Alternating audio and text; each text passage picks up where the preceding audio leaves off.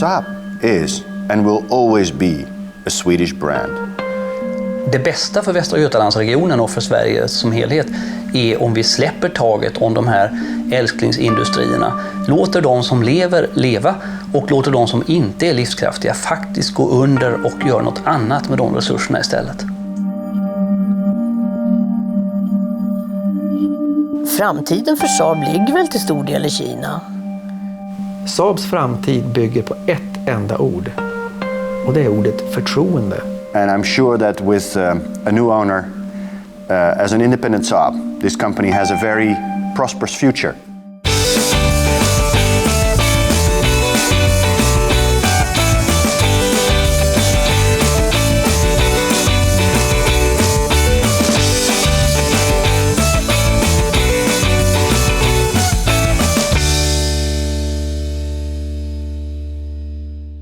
Ja, nu har vi skildrat Saabs historia i 3 program. Drygt 60 år av påhittiga tekniska innovationer och drygt 60 år av ständiga ekonomiska kriser. Allra värst var det faktiskt för ett par år sedan när General Motors fortfarande ägde Saab och man sa att nu lägger vi ner, nu blir det konkurs. Men man överlevde även den krisen. Men idag andas man lite krampaktigt med hjälp av en ekonomisk respirator. Men här, under ett enda tak, i ett enda rum, så finns Saabs hela framtid.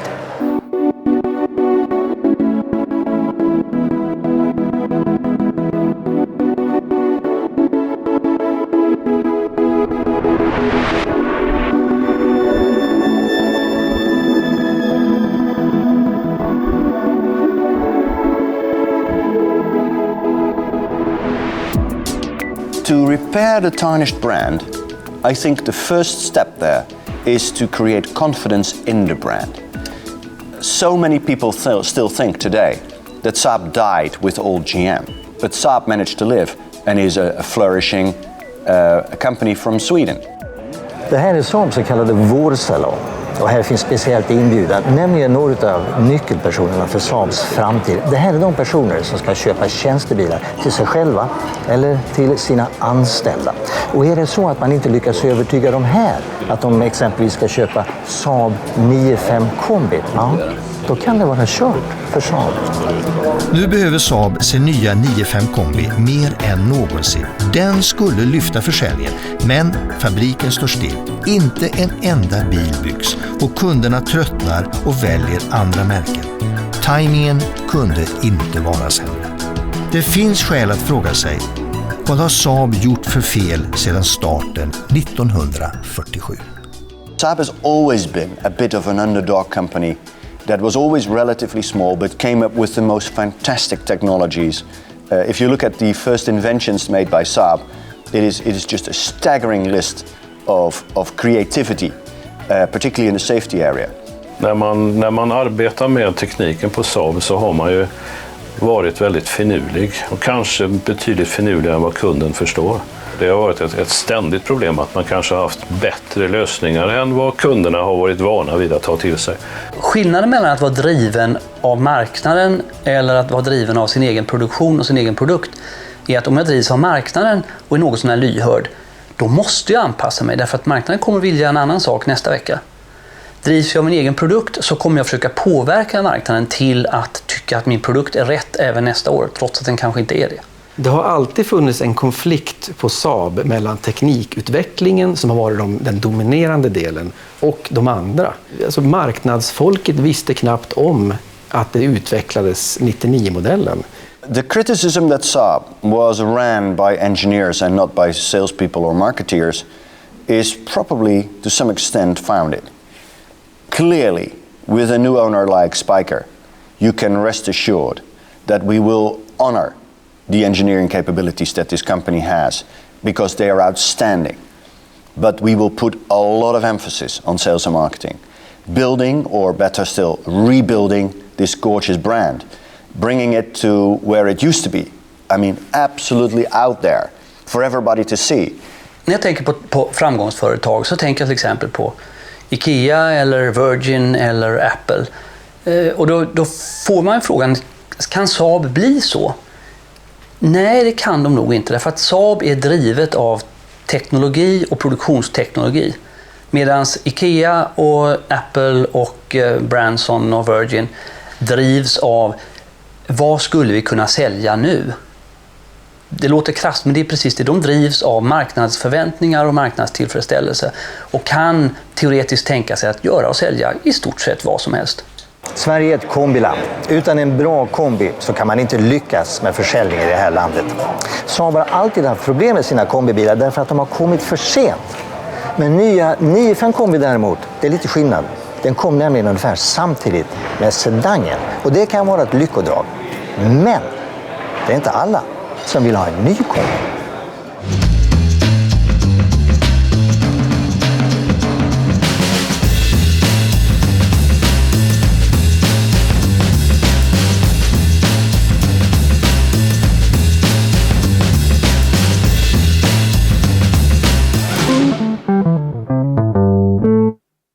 Det här är då en Saab från 1975. Den har de 7 platserna. Du sitter en bakåtlutad så du får plats med dina 2 sista vänner. Vi är ganska ofta 7 personer i bilen. Längs hela franska rivieran, både denna sommar och förra sommaren, så var vi 7 personer. Polisen stannade i somras i Monaco.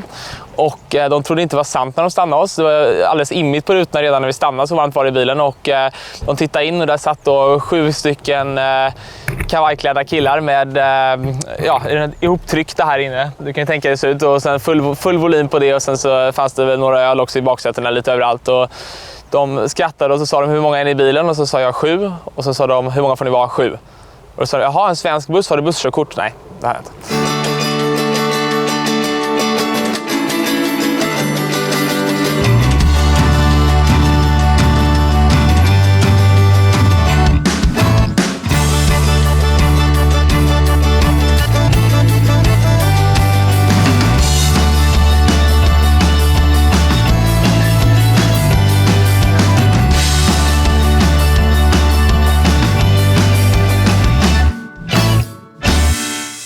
Jag tror att Saabs framtid kommer vara ganska gruppig närmaste åren. Jag tror att det kommer vara svårt för dem att helt enkelt klara sig. De har ganska svårt historiskt med det här med många år av förlust. Och jag tror att det kommer vara lite svårt att vända helt enkelt. Och många har en ganska negativ, som inte har kört gamla Saabar och kört mycket Saab, har en ganska negativ inställning. Och det tror jag är lite svårt att bli av med. Men det kanske kommer vända, och i så fall så tror jag att Saab har goda möjligheter. Jag måste säga att Saabs de här prospekten som de gjorde ihop med Koenigsegg och även de som är gjorda efter tycker jag är fantastiskt fina bilar. Den 92an då, rekreation på 92an då, som de gjorde, tycker jag är en otroligt fin bil, och jag skulle gärna se en sån bil komma till liv. Den bilen den har mer gått tillbaka till de här formerna, lite lustiga former. Det är bara att titta på hur snabbt folk börjar köpa mer och mer veteranbilar och hur det växer. Jag tror att vi är trötta på dagens form, så jag tror att det kommer bli en ny form.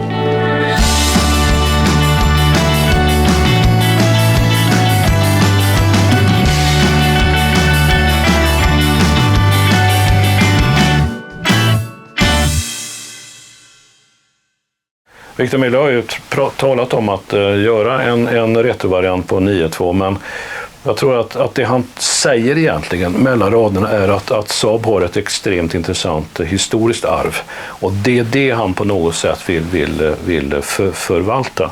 One of the cars they miss is the Saab 92, a retro as you call it. And this is the picture they made of it. I'd like to show it to you. Yeah, what a disaster. What a disaster. Can you show Well, it clearly, I can assure you one thing. That is not the design I made of that car. Can you show it to the camera? No way. What I can tell you though, it's not going to look like this. Retro is really bad. What we would need to make, and I have in my BlackBerry the design that I made to keep myself sane during this horrible period last year when we made the acquisition. I drew the new Saab 92. And that car is teardrop shaped, but it's a very modern car. It would be very bad if we just copied an old 92 and say, well, this is the new car. Did you design it yourself? Of course, I designed all the spikers too. Can you show it to us? No, I would be crazy to do so. No, it's never going to be shown. First, we're going to do the things that are our priorities. Then you will see the Saab 92 in the next 3, maybe 4 years. That car would be ideal for rallying, but that car would be ideal as the brand capturer, as the car that will bring young people back to our brand. Jag tror att för att ha attraktionskraft som retrobil så måste man stå för någonting som väldigt många känner igen. Fiat 500 har lyckats också, men den såldes ju hur många miljoner exemplar som helst. En Saab 92 skulle möjligtvis kanske köpas i några få exemplar på grund av sin underliga design, men inte för att det var en Saab 92, utan för att det var en bil som såg lustig ut.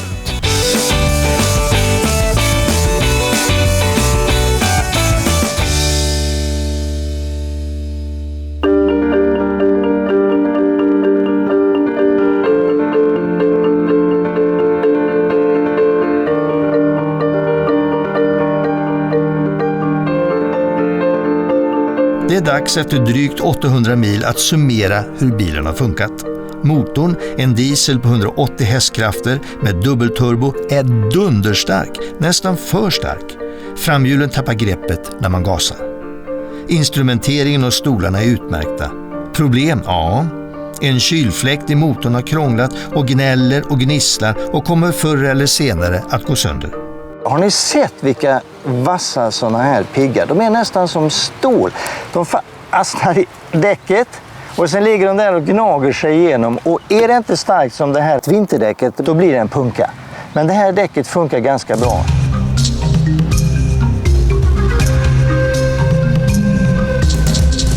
Det är ett stort sandhål här framme och två mauritanska killar har kört fast med sin lilla bil.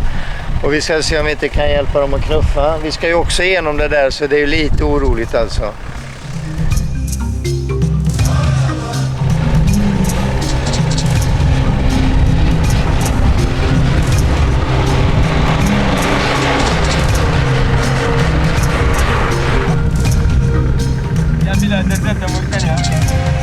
För att uttrycka det enkelt, det här är ju så jävla mycket sand som jag ska igenom nu, va? Och Saaben är ju inte precis byggd för det här. Ja, det är inte första gången jag har tagit mig igenom ett sandhål. Det har hänt förr. Men det är första gången med en Saab. I think he's gonna make it the first try. What do you think?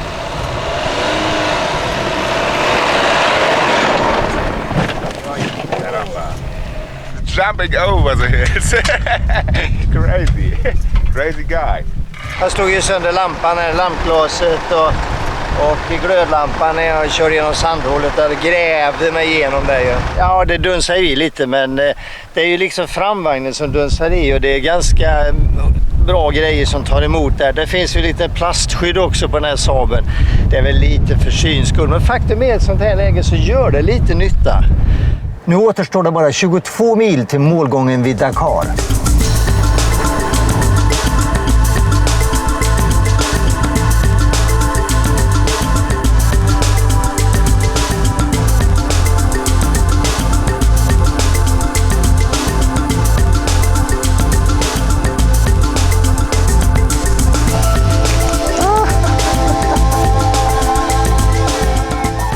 ...1096 mil från Trollhättan i en Saab 93X till den klassiska målgången för Dakar-rallyt.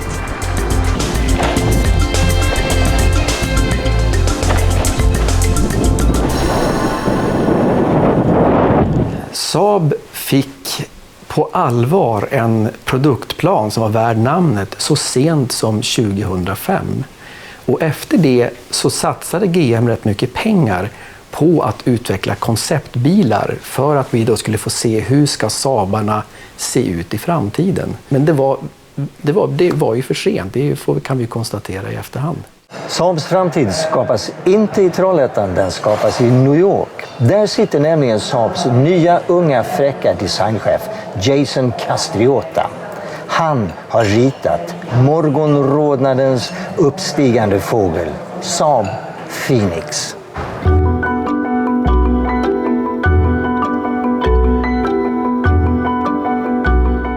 You know, I'm so proud of this show car because the directive that was given to me was to create bold, courageous Saabs with passion, with the innovative spirit and the DNA. It's no mistake that we've chosen the name Phoenix. First off, it's the name of our platform. Of course, Phoenix, mythologically speaking, represents a renaissance. And the Phoenix concept is really giving you the roadmap for the future of Saab. It's a very real car. It's a true proposal for a product of the future for Saab, a true 2+2, with a bit of the nod to the Sonnet, of course, and taking a lot of inspiration from the Ur concept, the first concept car for Saab, which was literally the fuselage of an airplane and the teardrop canopy. The Phoenix is not the next 9.3, but it is definitely a hint, and a very strong hint, as to where we're going and where we want to push this brand stylistically. And Saab has always had such an independent, such a unique vision and aesthetic, and it's important that we continue that trend. And that's just part of the character of Saab automobiles. They've never been for everybody, and nor should they be. Jason Castriota, den nya designchefen, kan vara en av de personer, nyckelspelare som bidrar till att sätta Saab på den positionen som de måste sätta sig för att kunna överleva. Saabs konceptbilar har ju egentligen inte förverkligats. Och det beror ju på att GM kom in väldigt sent och såg att Saab skulle vara ett märke man skulle satsa på. Och sen blev GM ett oerhört krisföretag. Och då hade man inte råd att förverkliga dem. Aero X är den mest uppseendeväckande konceptbil som Saab någonsin byggt. Och med en av världshistoriens mest komplicerade dörrar. Här blir det tydligare än någonsin att Saab är ett företag styrt av ingenjörer. Snyggt, dyrt och onyttigt.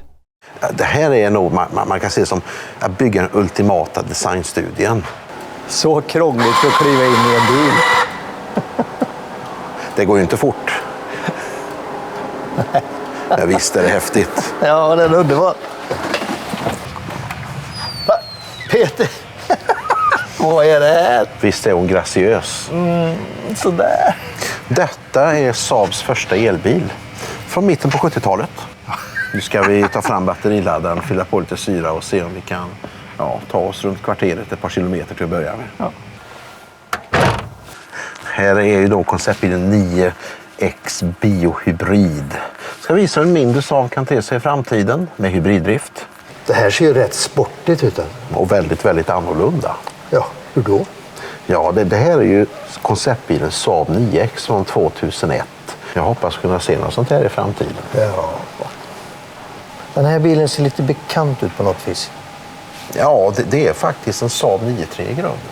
Man kan säga att det här var tänkt att bli en bil som var förhöjd, en modern liten crossover. Men vår ägare GM trodde inte på projektet och så man la ner det helt enkelt. Var man alltså menar du allvar? Var man före sin tid helt enkelt? Vi var nog lite, jag tror inte vi var före vår tid, men GM tyckte vi var för mycket före tiden. Vad hade hänt, Peter, om GM, alltså Detroit, hade sagt ja till den här bilen? Då hade vi nog haft en innovation i nivå med turbon. Då tror jag vi faktiskt hade haft ett väsentligt bättre läge än det vi hade för några år sedan. Har de förstått det i Detroit? Det är jag övertygad om. Den här mellanstora SUVen, 94X, som nu lanseras i år, den är ju väldigt försenad. Och det finns flera skäl till det. Ett är GMs gigantiska kris. Och sen att det tog väldigt lång tid för Saab att komma igång när man väl blev köpta av Spyker. Det som har gått fel med Saab sedan starten är att det har varit en bristande fokus. Det har varit ganska mycket en tekniklösning, teknikernas företag. Man har inte kunnat översätta det till marknadskrafter. Man måste bredda sig. Nu har man visserligen den här SUVen, 94X, den får vi inte glömma. Det är lätt att glömma den eftersom den tillverkas i Mexiko. Men den kommer aldrig att bli en succé i Europa därför att den har ingen dieselmotor. Saab har alltid haft väldigt högt självförtroende. Man trodde att man skulle kunna sälja tvåtakts-Saaben framgångsrikt i USA. Så blev det inte, utan det var egentligen först på 80-talet när 900 och cabrioleten kom. Den här bilen som Saabs egna marknadsförare förstod aldrig hur rätt de träffade rakt in i den intellektuella elitens hjärtan. Det var först då Saab blev framgångsrik.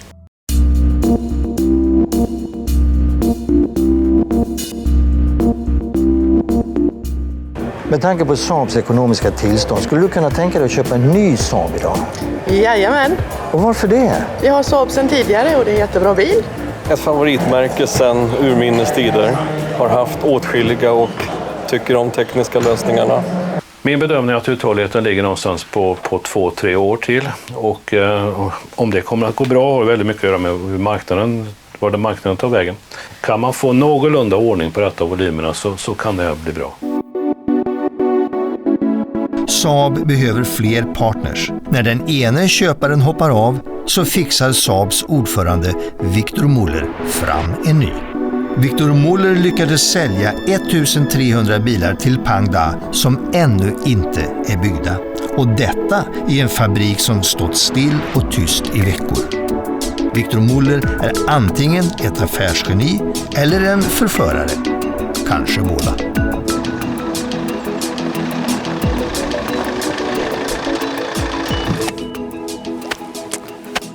Ja, hemma igen från Dakar efter 1926 mil i den här Saaben 93X till Dakar.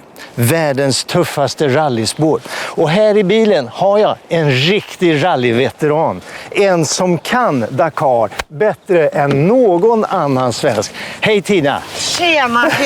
Hur många gånger har du kört? 10 gånger. 10 gånger. Och din bästa placering är vad då? En andra plats. En andra plats, vilket år var det? 2006. Och vem körde du med då? Genil de Villiers från Sydafrika. Ja, det här med Saab och rally, det talas ju om att Saab funderar på att satsa på rally igen. Tror du att det är någonting för dem?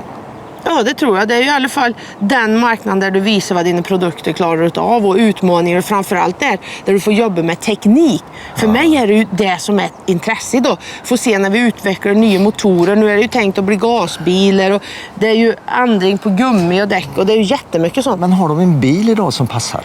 Kanske inte just idag, men den bilen skapar den sig. Ja.